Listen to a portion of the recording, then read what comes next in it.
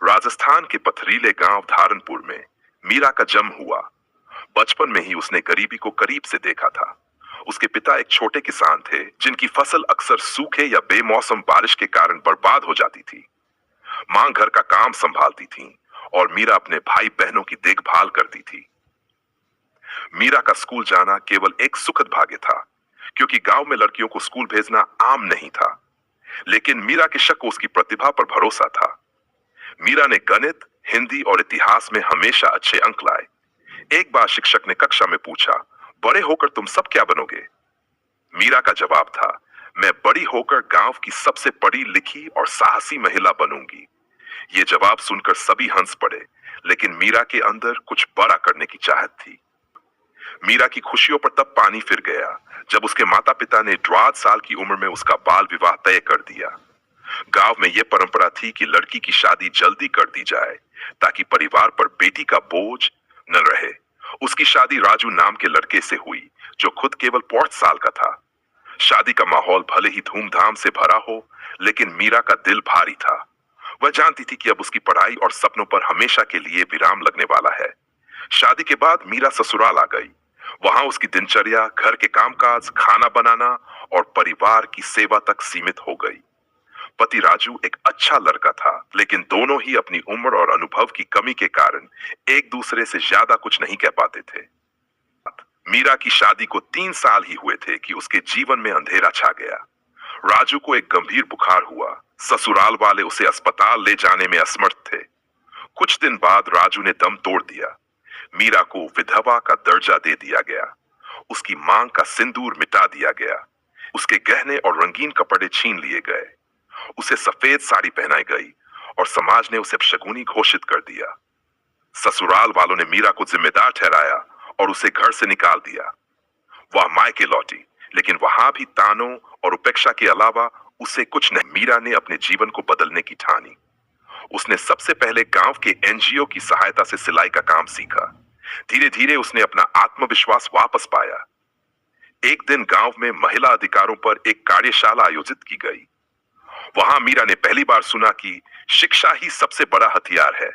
यह वाक्य उसके दिल में बस गया। उसने फैसला किया कि वह अपनी पढ़ाई पूरी करेगी। मीरा ने न केवल 10वीं पास की, बल्कि अपनी मेहनत और लगन से 12वीं की परीक्षा में भी अच्छे अंक प्राप्त किए। एक दिन अखबार में पुलिस भर्ती की सूचना पढ़कर मीरा का मन उत्साह से भर गया। उसने तुरंत परीक्षा की तैयारी शुरू कर दी। पुलिस की नौकरी के लिए शारीरिक और मानसिक दोनों रूप से मजबूत होना जरूरी था। मीरा ने सुबह 4 बजे उठकर दौड़ना शुरू किया। वह खेतों में दौड़ लगाती, ताकत बढ़ाने के लिए लकड़ी से भारी चीजें उठाती और घर के काम खत्म करके रात में पढ़ाई करती। उसकी राह में कई बाधाएं आईं, लोगों के ताने, परिवार की आर्थिक तंगी और समाज का दबाव, लेकिन उसने कभी हार नहीं मानी। मीरा ने पुलिस भर्ती परीक्षा पास कर ली। जब उसने पहली बार वर्दी पहनी तो उसे खुद पर गर्व महसूस हुआ। उसके गांव में यह पहली बार था जब किसी महिला ने ऐसा बड़ा मुकाम हासिल किया था। पुलिस ट्रेनिंग की शुरुआत जयपुर पुलिस अकादमी में हुई। वहां का माहौल गांव से बिल्कुल अलग था। मीरा पहली बार इतने बड़े शहर में आई थी जहां हर चीज नई और चुनौतीपूर्ण थी। शारीरिक प्रशिक्षण ट्रेनिंग के दौरान मीरा को रोज सुबह बजे से लेकर शाम तक कड़ी मेहनत करनी पड़ती थी। दौड़, कसरत, हथियार चलाने की ट्रेनिंग और आत्मरक्षा के गुर सिखाए जाते थे।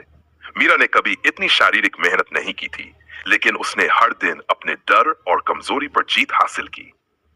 मानसिक दबाव अकादमी में कई लोग मीरा के साधारण बैकग्राउंड और विधवा होने के कारण उसे कम आंकते थे।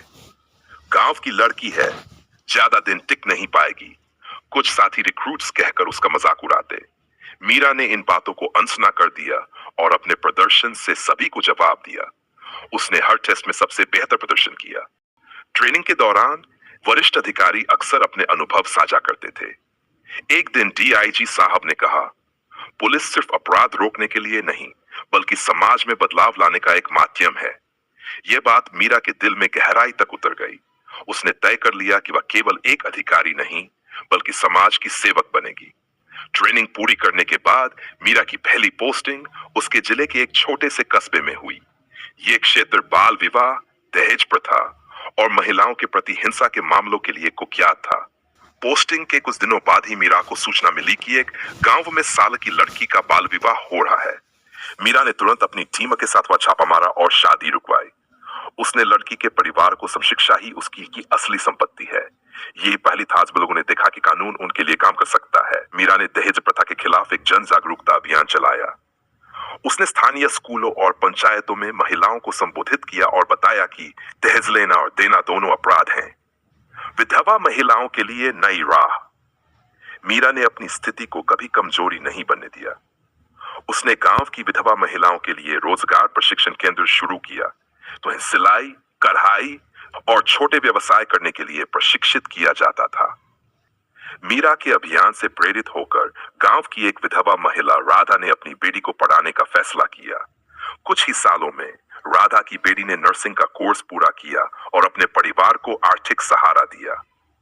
मीरा की काबिलियत की परीक्षा तब हुई जब उसके क्षेत्र में एक संगठित मानव तस्करी गिरोह के बारे में सूचना मिली। ये गिरोह गरीब गांवों की लड़कियों को शहरों में बेच देता था। मीरा ने अपनी टीम के साथ गुप्त रूप से ऑपरेशन की योजना बनाई। उन्होंने एक नकली ग्राहक बनाकर गिरोह के सरगना तक पहुंच बनाई। 3 दिनों के ऑपरेशन के बाद गिरोह का पर्दाफाश हुआ और 20 से ज्यादा लड़कियों को बचाया गया। यह मामला राज्य भर में चर्चा का विषय बन गया। मीरा को उसकी बहादुरी और रणनीति के लिए राज्यपाल द्वारा सम्मानित किया गया। मीरा की मेहनत रंग लाने लगी। उसके क्षेत्र में बाल विवाह के मामलों में भारी कमी आई। महिलाओं ने अब अपने अधिकारों के लिए आवाज उठानी शुरू कर दी। पंचायतों में महिलाएं सक्रिय भागीदारी करने लगीं। महिला पुलिस सहायता केंद्र। मीरा ने अपने क्षेत्र में महिला पुलिस सहायता केंद्र शुरू किया, जहां महिलाएं बिना किसी डर के अपनी शिकायतें दर्ज करा सकती थीं। भाग 6, अपने परिवार के साथ सुलह। मीरा ने अपने परिवार को कभी दोष नहीं दिया। उसने अपने माता पिता और भाइयों को यह समझाया कि बाल विवाह और सामाजिक रूढ़ियां कितनी खतरनाक हैं। धीरे धीरे उसके परिवार ने उसकी बात मानी और गांव के अन्य लोगों को भी जागरूक किया। मीरा की कहानी केवल एक लड़की की सफलता नहीं, बल्कि समाज में एक बड़े बदलाव की गाथा है। उसने अपनी जिंदगी को न केवल अपने लिए बल्कि दूसरों के लिए भी प्रेरणा बना। पुलिस अधिकारी बनने के बाद मीरा ने अपने जीवन को पूरी तरह से समाज सेवा और कर्तव्य के लिए समर्पित कर दिया था। लेकिन समय के साथ उसके माता पिता और गांव के लोग चाहते थे कि वह अपनी जिंदगी में फिर से खुशियां लाए। मीरा के जीवन में प्रवेश हुआ अर्जुन का, जो एक ईमानदार और संवेदनशील पत्रकार था। अर्जुन मीरा के काम और संघर्ष से बहुत प्रभावित था। उसने कई बार मीरा के अभियानों को कवर किया था और धीरे धीरे दोनों के बीच एक मजबूत दोस्ती हो गई। अर्जुन का व्यक्तित्व मीरा से मेल खाता था। वह भी समाज में बदलाव लाने का इच्छुक था और महिलाओं के अधिकारों के प्रति जागरूकता फैलाने में सक्रिय था। एक दिन अर्जुन ने मीरा से कहा, मीरा, तुमने अपनी जिंदगी में जो भी हासिल किया है वह काबिल तारीफ है। मैं चाहता हूं कि हम दोनों साथ मिलकर समाज में बदलाव लाने का काम करें। क्या तुम मेरी जीवन संगिनी बनोगी? मीरा इस प्रस्ताव से हैरान थी। वह जानती थी कि शादी एक बड़ा फैसला है। उसने अर्जुन से थोड़ा समय मांगा। मीरा ने इस विषय पर बहुत सोच विचार किया। क्या शादी करने से उसके करियर पर असर पड़ेगा? क्या अर्जुन उसकी जिम्मेदारियों और अतीत को समझ पाएगा? क्या वह फिर से किसी रिश्ते में भरोसा कर पाएगी? उसने अपनी मां से बात की। मां ने कहा, बेटी, हर इंसान को दूसरा मौका मिलना चाहिए। अर्जुन एक अच्छा इंसान है और तुम्हारा साथी बन सकता है। मीरा ने अर्जुन से कहा, अगर हम शादी करते हैं तो ये केवल हमारे लिए नहीं बल्कि समाज के लिए भी एक संदेश होगा कि हर इंसान को नया जीवन जीने का हक है। मैं इस रिश्ते को आगे बढ़ाने के लिए तैयार हूं। मीरा और अर्जुन की शादी को बेहद साधारण तरीके से आयोजित किया गया। उन्होंने इसे दिखावे से दूर रखा और तय किया कि शादी का हर खर्च समाज सेवा में लगाया जाएगा। शादी में उन्होंने बाल विवाह, दहेज प्रथा और विधवा पुनर्विवाह पर जागरूकता फैलाने के लिए एक अभियान भी चलाया। शादी के बाद भी मीरा और अर्जुन ने अपने अपने करियर और सामाजिक कार्यों को प्राथमिकता दी। अर्जुन ने मीरा के काम को सपोर्ट किया और दोनों ने मिलकर कई अभियान चलाए।